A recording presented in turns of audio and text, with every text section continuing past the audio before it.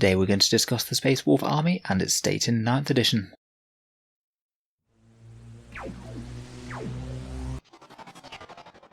Hello and welcome back to Auspex Tactics, the strategy focused 40k channel, where we're all about getting the most out of our miniatures on the tabletop. Now 9th edition is in full swing, I thought it would be worth revisiting the Space Wolves and giving a bit of an opinion as to where I think the army will be going in the new edition. With that in mind, I thought I'd talk about how the rules changes in 9th have affected the army, run through the units briefly with a bit of a synopsis of their points changes and which things are potentially looking a bit more attractive than they were in 8th, and then just talk about a few of the units and builds that I think might see a bit more play. Without further ado, let's jump straight into it.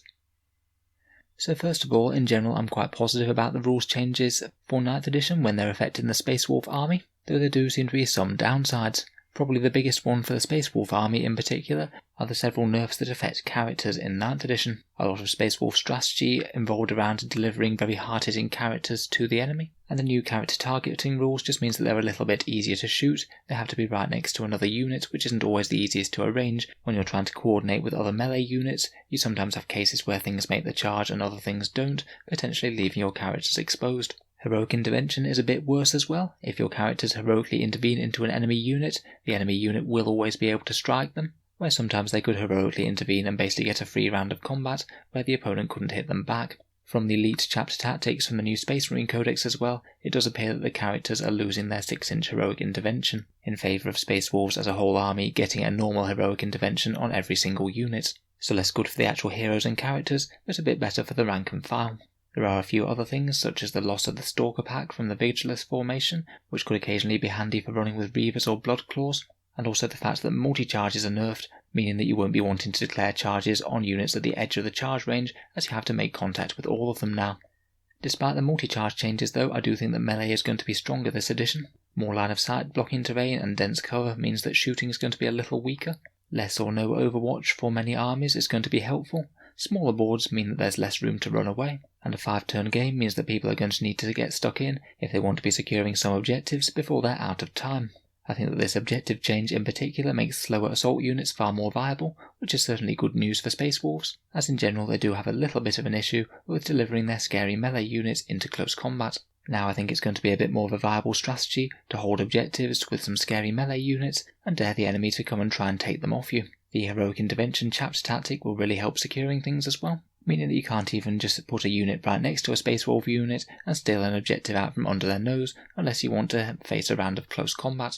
Finally, I think that the Indomitus box could be pretty handy for some Space Wolf armies. In particular, I could see a lot of people really getting some good use out of the Assault Intercessors and potentially the Outriders and Blade Guard as well, although I know some people feel they don't fit the Space Wolf style quite as well as things like Assault Intercessors, for example. In any case, I hope that when we do get a full multi-part kit for the Assault Intercessors, we do wind up having some Sergeant melee weapon options. Getting that squad with a Thunderhammer on it would be very nice indeed. In general, I think that 9th is really looking up for Space Wolves, primarily because of the way that the new missions work.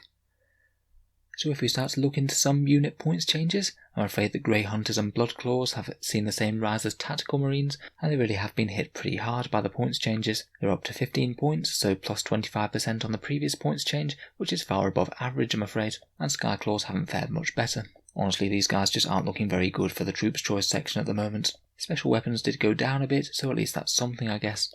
Longfangs, on the other hand, did receive a similar points increase to the others, but it's kind of outweighed by the points reduction on several of the heavy weapons. In particular, las cannons are looking really good for these guys. They're now only 15 points ahead rather than 25, which means that a full las cannon Longfang squad has actually dropped in points cost from 165 to 140. When everything else has gone up, this is really quite a massive points reduction, and I would expect to see a few more of them on the table. Longfangs are pretty excellent already, due to that solid stratagem that allows them to reroll wound rolls, and also you can ignore negative to hit modifiers as well, which you could even potentially use on them piling out of a transport or drop pod. I suspect that these guys will be packing las cannons or plasma cannons in quite a few lists now.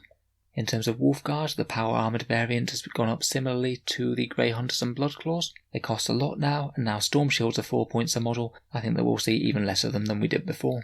Again, on the flip side though, Terminators have done pretty well out of the new edition. Your standard Stormbolter and Power Fist Wolfguard Terminator has only gone up from 34 to 36, And now Chain Fists are the same price as Power Fists, you may as well just take Chain Fists wherever you can, as they're just a bit better. With Hunters Unleashed already being very good for accurate Power Fist attacks, and the ability to take Stormbolter and Storm Shield combo Terminators if you wanted just a bit of extra durability, there is already quite a lot going for Wolfguard Terminators, and with a below average points increase, that's only going to improve in 9th.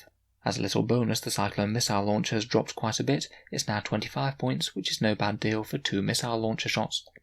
Wolfen, I'm afraid, have received a little bit more of a nerf. Your Thunderhammer and Storm Shield ones have gone up to 48 points, so a slightly above average in points increase. But I think that one thing could really hurt them is the new Storm Shield change. If that change that we've seen on the Blade Guard veterans is farmed out to everyone, losing the 3+ invul save is really quite a big deal, due to it being such a massive upgrade on their fairly bad armour of 4+. I still probably would run them in general more with Storm Shields and Thunderhammers, as I think they do need the durability, but it does make them a bit more of a pricier option than previously. Still though, I think that the unit is very usable either for outflanking or perhaps just dominating the midfield for the first turn or so. Thunderwolf Cavalry haven't gone up by quite so much, at least the most commonly taken Thunderhammer and Storm Shield variants, though I think it was a little bit unfortunate that the cost of their Storm Shield has now gone up to 8 points from 5. I think in general they have gained a little bit on the Wolfen, who are pretty much the superior choice in 8th edition. Their points cost hasn't gone up by quite as much percentage-wise, and they now have the opportunity to outflank via strategic reserves if you pay a couple of command points, and they will have the ability to engage units on first floor ruins, which before they couldn't do due to the engagement range rules. So some minor buffs, but I think overall Wolfen are probably going to be still played more. Possibly one of the single biggest winners from the points changes is the Stormfang gunship. This guy got a very potent stratagem in the Saga of the Beast book, where its Hellfrost Destructor can really achieve some very efficient damage output on vehicles. I think it was already kind of on the edge of viability, and now it's received a massive points decrease in 9th edition. The main chassis only went up 5 points, and I think that Games Workshop have actually made a mistake with this thing. Basically, Stormstrike missiles have become free, and their points cost appears to have been rolled into the Storm Raven gunship's cost in the main Codex Space Marines. It appears that they've forgotten to do this now, so basically this thing gets free Stormstrike missiles. The Hellfrost Destructor is free, and then you can just give it a Skyhammer missile launcher or 2 sets of twin multi-melters as you see fit. Whichever loadout you take has dropped significantly compared with its previous incarnation. In particular, the version with the Skyhammer missile launcher is looking very scary indeed. Literally just 200 points for a Hellfrost Destructor, 2 Stormstrike missiles and the Skyhammer launcher is really quite scary on a mobile, durable platform. I'm not sure I'll be necessarily rushing out to buy Stormfang gunships from this, as I do think it will be addressed and it will go back up in points with the next change, but in the meantime they're incredibly strong. I'm afraid I can't say the same of the Stormwolf, which I already thought was the weaker of the two to be honest. Its twin Hellfrost cannon went up, as well as the cost of some of its heavy weapons, and I already thought it was a bit weaker than the Stormfang already. Moving on to some Dreadnoughts, Bjorn the Fell-Handed is looking like a very good choice still. With the twin las cannon he only went up to 210 points from 204, a very tiny percentage points rise, perhaps because he happens to be a character, and Games Workshop generally hasn't raised the points cost on characters quite so much in this new edition due to the changes that we already mentioned. In any case, I think that Bjorn is a very solid choice. The other Dreadnoughts all seem pretty reasonable as well, all going up with slightly below average points changes, which again isn't too bad seeing as slow stompy things are a little bit more viable in this edition I think. In particular, the Venerable Dreadnought with Great Frost Axe and Blizzard Shield only went up a very small amount, which is pretty handy. For Dreadnoughts as well, I would bear in mind that ranged weapons are far more viable on them than before now. Now you can blaze away with full accuracy as you're stomping up the board, or even shooting to close combat if you're tied up for multiple rounds. I think that things like assault cannons and twin las cannons might be a bit more useful in a Space Wolf army list than they were previously. Next we come to the Space Wolf's vast array of characters, where as for the general trend for the characters, it didn't tend to go up too much, generally slightly below average points increases, but again I think to outweigh the fact that Heroic Intervention is worse and it's easier to shoot these guys. Generally though, I think that if you liked them before, then you'll still like them now. The ones that bucked the trend a bit and went up a bit more, at least percentage-wise, were Crom Dragongaze, who went up to 90. Not really too sure about that, seeing as he wasn't the strongest to begin with, I don't think.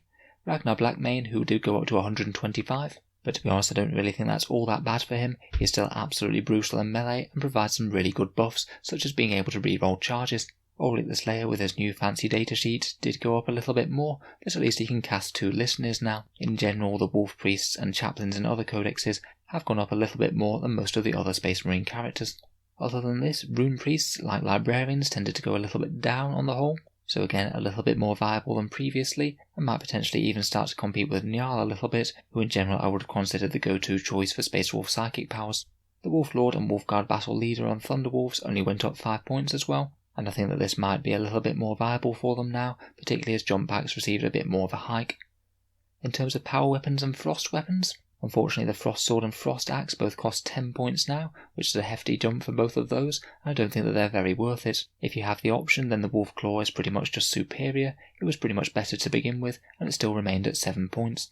As we mentioned for the Terminators earlier, Power Fists and Chain Fists are both 10 points, so take the Chain Fist if you have an option. And Thunderhammers went down from 16 points to 15 on normal squads. Space Wolves really like Thunderhammers anyway with their +1 to hit chapter tactic, so these are even better than before. Overall, while some options did take a bit of a hammering, I still think that the Space Wolves have got plenty of potentially good tools to build a decent list with in 9th. A Stormfang gunship or two, particularly with that stratagem, is very scary now. Wolfguard Terminators are more viable than ever. Last Cannon Longfangs are very cheap. Bjorn and Dreadnoughts I think are more viable than before. And in the HQ section, I still think that Ragnar Blackmane and Arjak Rockfist are some of the characters that I'd go to first. Between Wolfen and Thunderwolves for an absolutely devastating melee unit, I think I would still be going for Wolfen myself, and I think that Wolfen will be benefiting from the new mission types, which will be trying to encourage people to try and take the centre of the board.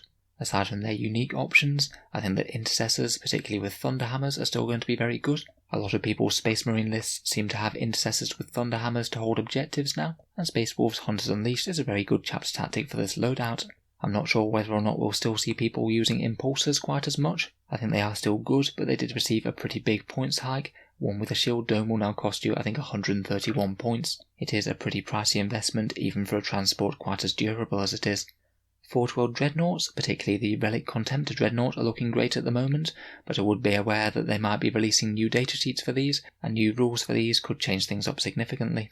Finally, I'd just like to mention that Incursors are looking pretty strong for Space Wolves right now. They're only 1 point more than Intercessors, and charging in first turn with those paired combat blades could well secure some objectives and delete some enemy chaff infantry. So I hope you've enjoyed some of the thoughts on Space Wolves. I think that 9th edition in general is no bad thing for them, and I'll certainly be interested to see what sort of lists people come up for with Space Wolves going forward. If you have any further insights or ideas for what might change with Space Wolves now, then please let me know down in the comments below, particularly if any of the units are standing out to you more with either the rules or points changes. If you've enjoyed the video, then feel free to subscribe to Auspex Tactics, where we'll certainly have regular 40k content coming out over the next few months. And if you've been enjoying a lot of my videos, I'd just like to mention that the channel has a Patreon page, which is down in the video description below. Making all of these videos does take quite a bit of time, so if you are enjoying regularly, then any support is greatly appreciated. Channel patrons get to see many new videos early, there's regular polls to see what sort of things come next on the channel, and you also get entered automatically into the channel's monthly prize draws with a chance to win some big kits. If any of that sounds good to you, or you'd just like to help support, then the link is down in the video description below. In any case, thank you for listening, and I'll hope to see you guys next time.